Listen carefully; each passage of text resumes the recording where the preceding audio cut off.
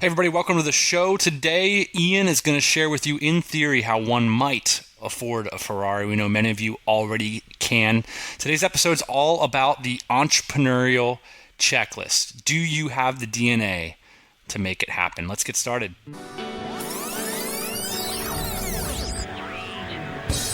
Hey podcast listener, even if you are alone in your entrepreneurial pursuit, know that today, right now in your earbuds, you are joined by thousands of entrepreneurs all around the globe seeking to do the same thing you are. If you want to know more about this program or this podcast, or want to get barraged by a lot of annoying pop-ups, check out our website, lifestylebusinesspodcast.com.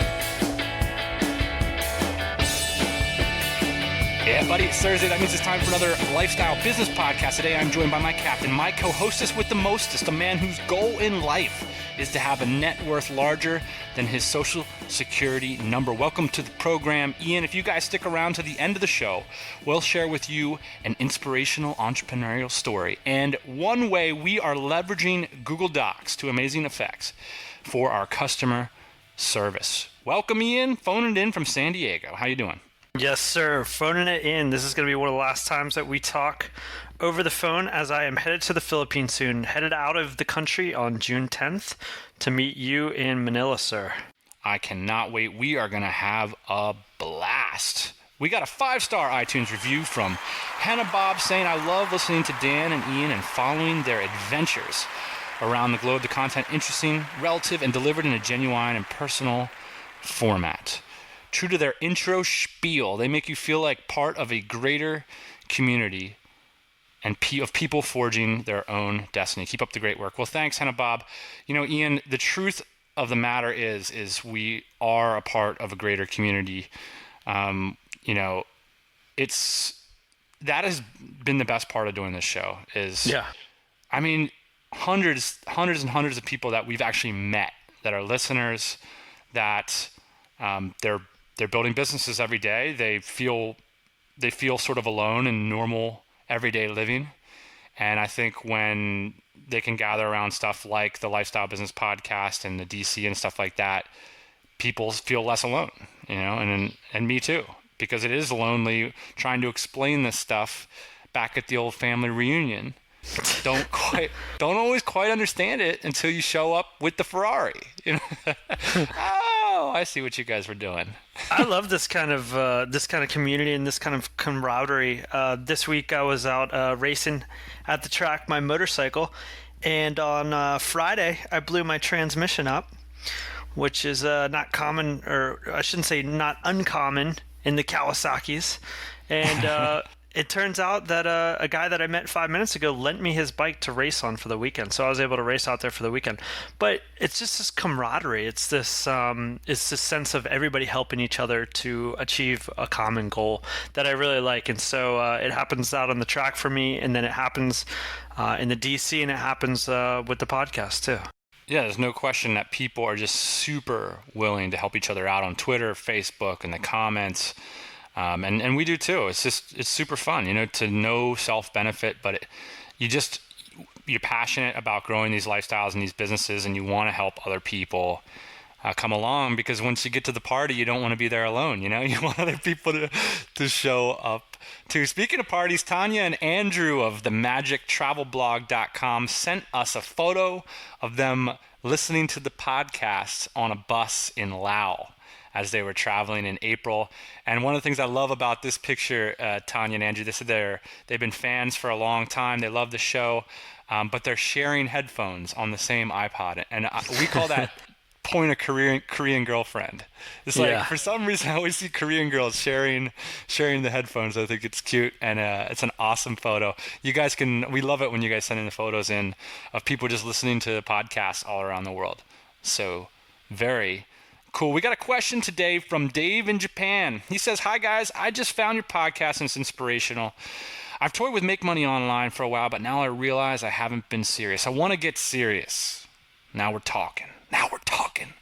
That was the line that allowed us to answer this question on the pod. That was the line that convinced Ian. I said, this guy wants to get serious. Ian was like, all right, let's do it. Hey, man, you tell me you want to get serious. I believe you. But I'm hitting my day job hard to pay off some debt. Booyah. So, given the resources of basically $0, but 25 hours a week to spare, what ideas would you suggest to start earning $500 to $1,000 a month ASAP and to go from there? I'm not looking for a blueprint or a sure thing, but some lateral thinking or just your perspective. Thanks again, Dave. Well, Ian, that is easily the most commonly asked question we receive. So we are going to commit the meat and potatoes, a full entree course to the question. Let's get moving on to the meat and potatoes, the DNA of an entrepreneur, a checklist. First thing I like about what Dave's doing is that he's got 25 hours a week to spare, and I'm fleshing out this idea. I said it a couple episodes ago, and I think it's a really cool idea to become a bartender, to quit your job and become a bartender or somebody in like a service position, in the service industry, where you can work at night and then you have your whole day to work on your project, and it's just like a way to bootstrap. So you don't have to work your 9 to 5. You can probably even make more as a bartender in a lot of instances. So I like this idea of becoming a bartender. I love how you're fixated on that, but you go everywhere else and like there's all this sensible advice out there, and then you listen to our podcast and we're like, we love when people become bartenders during the service industry. Yeah. But I'll tell you the theory behind that is there are jobs that maximize for different currencies, and a service industry job maximizes for time. It doesn't take a lot of creative energy. It doesn't take a lot of outright time. I call that a transitory job. I call a professional job a job that maximizes for income. So in a professional career like being a lawyer or a doctor, you have basically no time and you have no mobility, but you have an epic crap ton of income. And so anyway, that's the theory behind, like, if you think of time, income, and mobility as a system. And I think that's really useful when you're becoming an entrepreneur. Here's another theory I want to drop is, and this is also something I talk about with my buddy Tim Conley from a Foolish Adventure show a lot, who will be joining us in the Philippines for Startup Summer, by the way. I'm very pumped about that, is process thinking versus event thinking. So a lot of people think like it's an event to make $1,000 a month on the internet, thinking of the internet as an ATM. We're going to talk about the process, Dave, because I think that's talked about less. Everybody's going to share with you the events, set up a Ning site and then do this SEO thing and then make $1,000 or whatever. The short answer to your question is, what's the quickest way to make $500 a month? Is to provide a service to somebody, to get on the phone with them, help them with their business, and then charge them $1,000 a month for it. That's something you can do yesterday. So the real question is what is the process behind that that's going to allow you to easily repeat this? I asked Ian before we got on the phone call today, I said, Ian, if I took away everything from you except your MacBook, how long would it take you to generate $1,000 to $2,000 a month in income? He said 8 weeks. And that's scalable and repeatable. And I believe him, and I think it's because he understands the process thinking. So we're going to talk about fundamentally the process of being an entrepreneur, the things that are involved in that, and things that you can sort of hack your way to having these things involved regularly in your life sooner. You ready to roll on this one, Ian? I'm ready to roll. All right. Why don't you let's get pushed off on our first point, which is skills. Yes. So the reason I said it would take me 8 weeks to earn $1,000 to $2,000 a month is because I got skills, baby. And I don't mean just like little skills. I got big skills. I got skills that I've been working on for like the past 5 years. No joke. I got skills that I went to school for. And so I've got real tangible things and tools that I can work with to make money.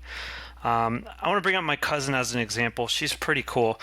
She's doing like music videos where she's like acting, and she's doing these spin-off videos of Harry Potter, and they're getting a lot of attention. I mean, she's got a lot of Facebook followers and a lot of interaction on her website and things like that. And the reason why she's getting so much traction is because she's got skills, baby. She's really working on her craft, and that's what counts, as having skills as an entrepreneur. Yeah, and it sounds broad and maybe cliche, but it's really a strategic thing to drill down and ask yourself, what skills do you have or could you start to develop that are highly marketable? There's a guy here in Bali that just made the switch, so to speak, just dropped out of the job and started a business and just sent me an email saying, I mean, he's close to at a 6-figure run rate already, like the second month of the business. And part of the reason is that he makes these amazing videos. And you just can't deny the skill set. You know, every time I think of getting a video done, I think of this guy. And that's a real skill that people are willing to compensate for. And that's one way, that's part of the process is making sure that, you know, you're not just building out the commodity skill sets. Right. So if you went and got your liberal arts degree, hopefully you like learned a couple skills in there. Yeah, or absolutely. What gave you the perspective to know that you need to drill down on something and something that's marketable. It's not going to be if it's not going to be enough just to be the next copywriter. You know, that's everybody can write copy. Everybody that writes English can write copy. So, you know, if you're going to pick something that general and that broad, you have to be strategic enough to either focus it or figure out a way to show up at the top of the crop. And there's a bit of a problem here that's that I want to point out real quick, and that's like the business consultant. You know, like I know a lot of guys that are like making $80,000 and they're like business consultants for like Booz Allen Hamilton, and I'm just like, well, what does that even mean? And half the time they can't even explain what it means. I mean, they just like write all these reports and meet with clients and things like that. But I can't really drill down on like any skills that they have. Whereas like I know guys that like work in bike shops and they'll be in the back and they'll know how to like repair a bike. They'll know how to take it down and build it back up in half an hour. And that's like a true tangible skill. So like being a part of a bureaucracy isn't a particularly transferable skill set into entrepreneurship. That's an important thing to be aware of. And, you know, you see that a lot, that, you know, people sort of are kind of convinced that they've got a skill set, but it's actually not operating. It's not operative. It doesn't produce value. It plugs in well to a bureaucracy, but it's not actually generating value on the ground. And a lot of times it's like, you know, it's difficult because if you work for Booz Allen Hamilton and then all of a sudden you become an entrepreneur, it might seem pretty small fry to you. It might seem like, well, man, I was this big Booz Allen guy, and now all of a sudden, you know, I'm helping people file tax returns or whatever it is. But, you know, that's how Booz Allen Hamilton got started. And that's exactly part of being an entrepreneur, is just coming face to face with that. And it's like, well, you know, if you're so pumped up about like the status that you get from like that kind of role, well then, you know, that's fine. That's what you're going to get. So the next thing is high friction relationships. Speaking of bureaucracy versus entrepreneurship, you know, one process really to focus on in that. So I'll just give a little backstory here. And this is kind of, Dave, what I'm talking about is the alternative. I spent the last week poking around in the Warrior Forum, which is like a famous make money online place on the internet. And I just wanted to see what was going on because everybody talks about it, you know? And so I started going in there and I started responding to some people and playing around and stuff. And everybody says is right. It's awful. It's absolutely awful. Did you get banned? Is that why it's awful? I didn't get banned. I tried to really help people, and it just, you know, people are not interested in starting relationships in there. And that's the problem, is that high friction relationships are a process that gets us off the ground. And that's what I hate when people are like, yeah, just start like an affiliate website in your spare time. That's awful. That's bad advice, because those are low bandwidth relationships. Now, the way that might strategically work out is if you like develop a skill set for a certain kind of affiliate sales that is really world class. But that's rare for people to understand even what those skill sets are. And they might be like hyper conversion optimization, or, you know, big traffic buys, arbitrage, or whatever, like that kind of stuff. But like, that's tough. That's tough stuff. And you know, if you're into that, fair enough. It's a lot easier to be into these high friction relationships, consulting people. You know, absolutely, Dave, you need to have a group of entrepreneurial friends. You cannot be coming home every night trying to convince the brother-in-law that this is the way to go. Like and this is also one of the way to hack this thing, because when you look at successful entrepreneurs, they all have entrepreneurial friends.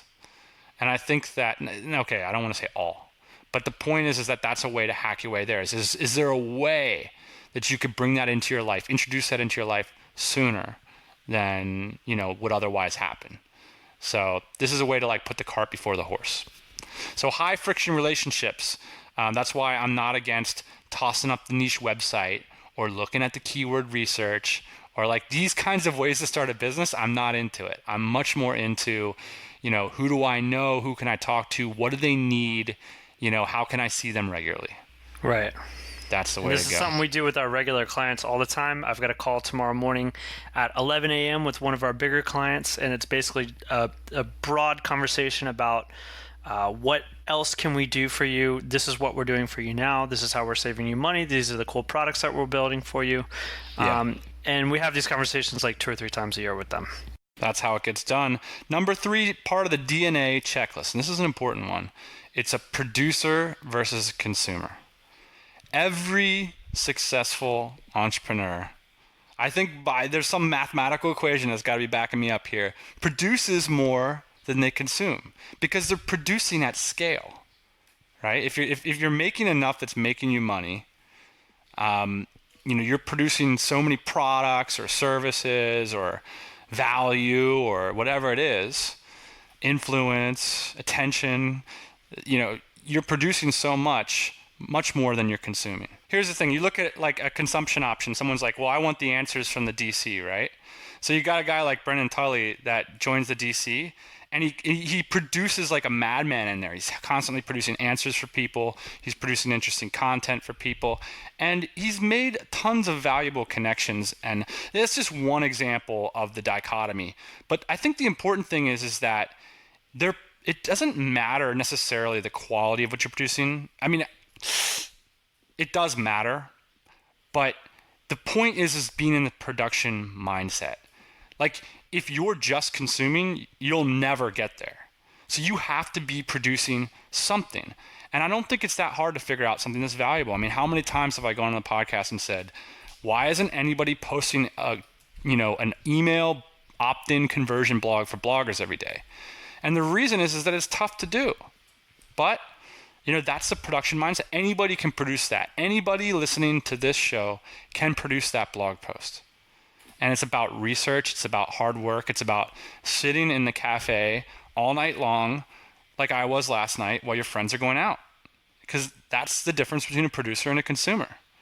Right. And if you're going to be a successful entrepreneur, you got to produce stuff. Or you got to hire people that produce stuff. Or you got to pay other people to make stuff. You got to produce stuff. And that's what I love about this one, Ian. It's a simple one. Is anybody can produce more than they consume. And it's just up to you. One of those things, man. Up to you. It's a mindset thing, man. I think it's definitely a mindset thing. And if you want to be a producer, there's a bit of delayed satisfaction that comes with that. You have to like put in the hard work, and then you have to sit back, and then you have to see kind of what happens. I mean, it's very delayed. It's not going to happen necessarily in one day. I think a lot of people find that hard to deal with. So the next point, number 4th point about the DNA checklist here.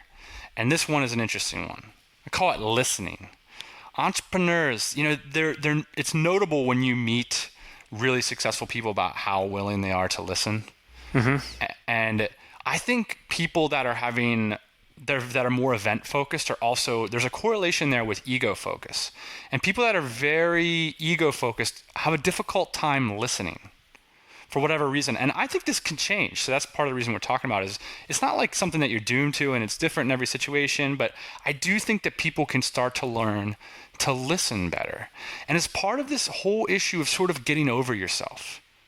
And people find it very difficult to get over yourself. Like I come on the podcast and I say like, look, this blog opt-in idea, it's a winner.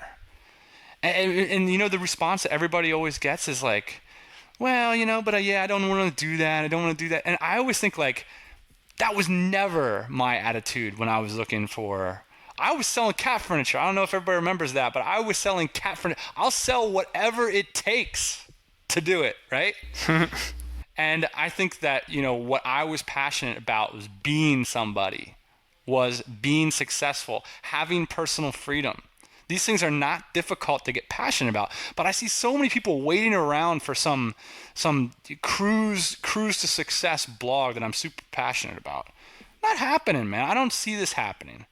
I think, what you got to be passionate about is not serving your own interests passionately, but serving the interests of others passionately. And that's about listening to other people, not your own ego. Listening to the market, just on the basic level, I think, if you're talking to another entrepreneur and they've got some pretty good ideas, like one thing I can't stand is when I'm talking to somebody and they just can't wait for me to shut up so they can say something that they want to say. All right, the next point, Ian. Thanks for that. I'm sorry. You're a valued member of our team. That was the joke. You did a good job with that. Hey, this relates to our point of head underwater intensity, man. This is about discipline. You've got it. We've got a clip about this one, and this is part of what this is related to getting over yourself. And, what you need to be passionate about is the principle and the process, and not necessarily the object of everything. Ian, you could write that opt-in blog that we know can be a success, and you would do it because you're passionate about the process, about freedom, about success, and that when you focus on those fundamental things, you get to the places where you're passionate, right? Ian, that's true. We're getting on a... Look, you can't even wait to let me finish here, man. I'm never done, man. I'm never done. Keep me going. Our company was about cat furniture, but me and you were getting on an airplane to hang out in the Philippines on a deserted tropical beach with 15 other entrepreneurs this summer. That's how we're going to spend our summer. And it leads to that by getting over yourself at the beginning and just providing value to people. Are you done yet? No, I've got more. How about we play this clip? He said, I got a question for you. Somebody answered the question for me. He said, when you were underwater, what did you want to do? I said, I wanted to breathe. He told the guy, he said, when you want to succeed as bad as you want to breathe, then you'll be successful. That's just awesome. I love that. I love that. The next one is seeing the Ferrari, Ian. What is the issue that you have with the guy who wants to sell an SEO ebook? I think it's a distinction. It's the process versus the event. The guy that wants to sell the SEO book, I think that he's like a special kind of entrepreneur in my book. And he's going to be able to sell that SEO book, and maybe he's going to be able to make $1,000 a month, maybe $2,000 a month, and that's somewhat of a repeatable process, I'd say, for however long, a couple of years or whatever. But it's not really a totally scalable process. It's not really something that he can build on. I don't think that he can. It's not very easy for that guy to make $1,000 the first month, and then $3,000 the second month, and then in the 12th month be making $100,000 a month. Right. So it's like if you're looking at the internet as an ATM theory, like that's what everybody on the Warrior Forum is doing, Ian. They see the internet as an ATM. Like, I'm just going to go there with the right card, and as long as I can like get the PIN number from some other guy, boom, I'm going to get my $1,000. And a lot of people talk like this, Ian, because they say things like, I just want to make like an extra $1,000. I'm not that greedy. I'm not that crazy to pay for everything. I just need to make $3,000 a month. I just want to build a business that does $3,000 a month. But what we call seeing the Ferrari is seeing the long-term implications of the process and the actions that you're taking on a daily basis. Because the truth is if you build a business that's making $3,000 a month on the internet as an entrepreneur, you know that doesn't end there. That's our clever way of saying see the Ferrari. 10 years later, that's a Ferrari, man. That's not just I made $3,000 a month and I'm super happy about it. Because I was gonna say extreme cases of these are of this type of person is like Felix Dennis or Richard Branson. I mean, they in no way, shape, or form had the idea that they were going to stop at $3,000 a month. Yeah. And everybody's got their number. Everybody's got their model of Ferrari or their model of Ford Taurus that they want to buy. I mean, that's up to you. You know, I don't want to tell people how much they should make or whatever. But you owe it to yourself to try and get to where you want to be. But here's the thing. The thing is it's selling the process short when you say you just want to make $3,000 a month. I know that everybody wants to get there to pay for their living expenses and to have personal freedom and stuff, and that's baller. But the implication of what you're doing is much greater. The implication of building value on a daily basis. And part of this, Ian, is just about patience too. Because at the beginning, seeing the Ferrari is seeing the $3,000. And understanding that the actions you're taking out every one of those 25 hours, Dave, if you're not doing the consuming, and if you're doing the producing for 25 hours, you're listening, you're producing value for people for 25 hours, and you're being honest, you're over yourself, you're delivering value to others, boom. That is going to, the implication of that is that it's going to happen. Building value, eventually money is going to come back to you from that. And what's not going to happen with the people that are on the WSO Warrior Forum trying to ATM the internet, it's not going to happen because they're not engaged in the right kinds of processes. They're trying to solve their own problems. They're listening to themselves. I need 3,000. I need this. I'm going to implement this, and I'm going to hope to get $3,000. Right. That to me is what I'm reacting against and why I don't think anybody should hang out in the Warrior Forum. All right. Final point, don't sell out. The idea here, Ian, is so many people, they fail to do what they believe in. And I think there's a fundamental difference. There's two different kinds of people. Because I remember when you had a job, Ian, I remember what you were like. Really? Yeah, because I used to give you quarterly reviews. I should actually, wouldn't that be great if I could pull out your review? Actually, to be honest, we should give a little bit of history here. I remember your first review, and I think we were good enough buddies at the time that I actually bailed out. I didn't participate in the review because I was like, well, Ian's my buddy, so I kind of give him unfairly high marks. I remember this. And I think that was everybody's feedback to me afterwards. They were like, you're giving this guy unfairly high marks. We were totally in cahoots, man. It was a disaster. We were in cahoots. It was bad. All right. So anyway, here's the thing. One of the things about you, Ian, when you had a job is you believed in what you were doing. Is you found ways to be engaged with that job. If whatever the boss gave to you wasn't up your alley, you would come back to the boss and be like, let's do this. That to me is the process of sustainable, passionate engagement.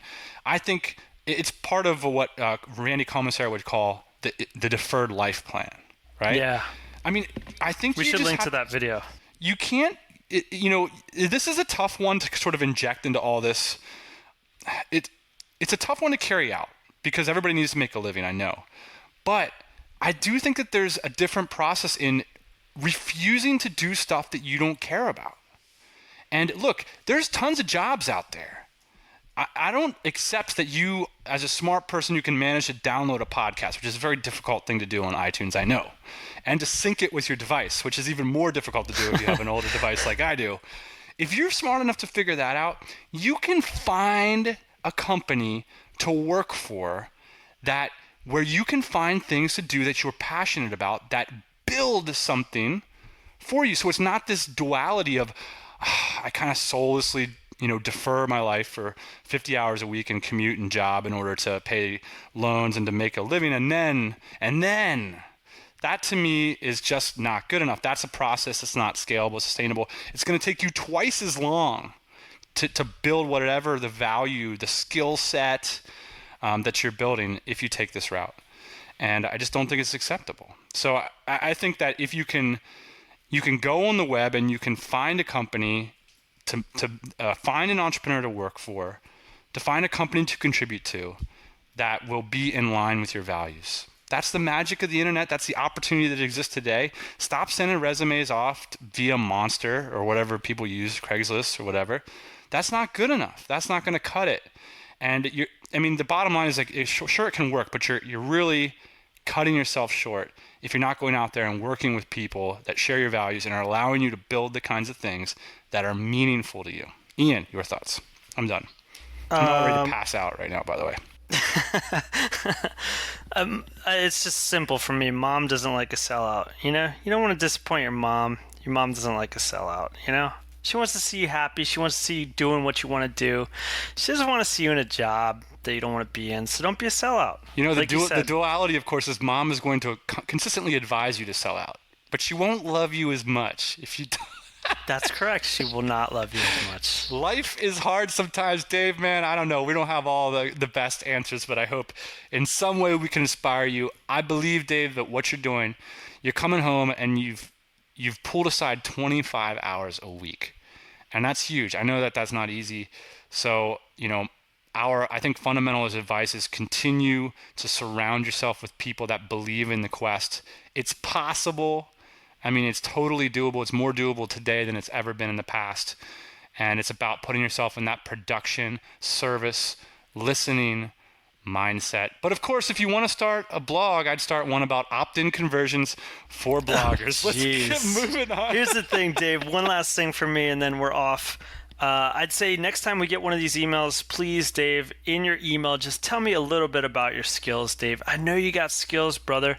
Maybe you know how to fix a generator. Maybe you know how to fix a bike. Maybe you know how to write some code, whatever it is. Tell me a little bit about your skills so we can get going with that. All right, Dave. So hopefully we devoted the whole episode to Dave, so maybe Dave can write us back and we can share.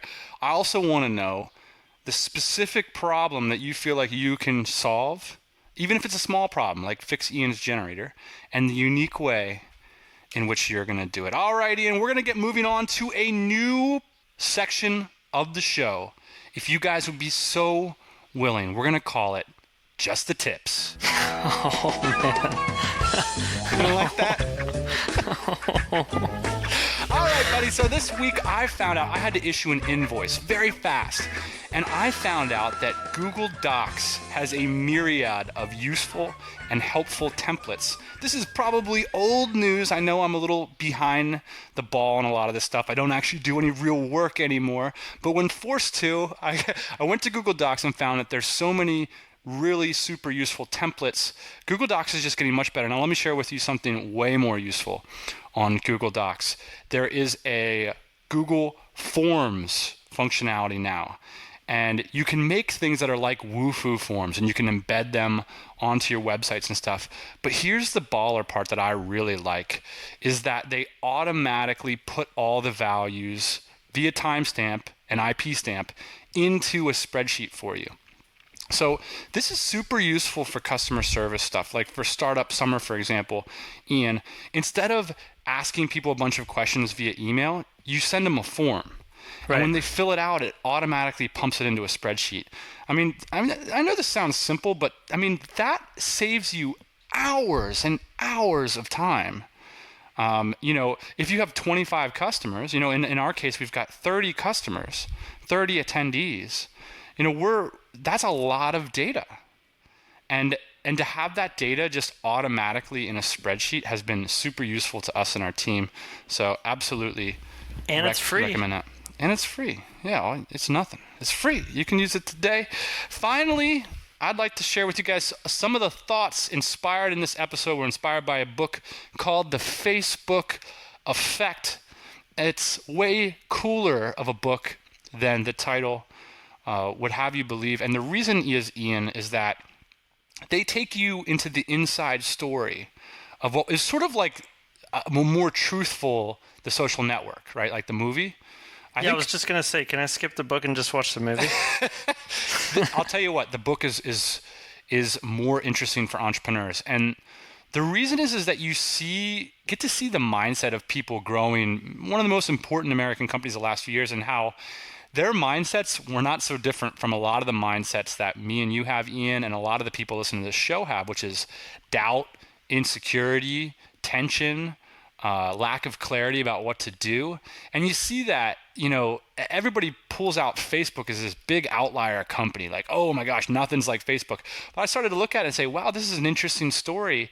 Zuckerberg, the Zuckinator, man, he had a bunch of side projects going like late into the game because he wasn't sure about whether or not Facebook was going to make him money or whether it was going to be worth it. And I think this is something that a lot of people in the LBP community share as well, is we got a bunch of things going on because we're not sure. We lack confidence about where to focus. And it was really cool to see somebody at such a high level share the fundamental DNA of this entrepreneurial struggle, which is, uncertainty and getting used to it and dealing with it. It's available on the Kindle, and you can probably download it for free if you use those torrent sites that you love so much. So. I'll be downloading it. Thank you for that, sir. All right, so it's always a pleasure to join you on Thursday morning. Ian, I'm assuming you're familiar with Girl Talk. Oh yeah, I know all about Girl Talk. They've been around the block for a while now. Yeah, it's a DJ from Pittsburgh. He's famous for doing mashups, and because he's just stealing the music, I think we're allowed to steal it from him. So let's play No Pause, one of my favorite tracks. This will increase your productivity. I gotta go get productive. Speaking of it, Ian, I'll see you next Thursday, brother. Booyah. Hey everybody, thanks for listening. Don't be shy. We've got a mailing list, lifestylebusinesspodcast.com. Go there, get yourself signed up, and we'll keep you up to date on everything we do. Let me search it to find out how hard I gotta work, yeah. It's your primitive and bad yet. It's your primitive and bad yet. Come on.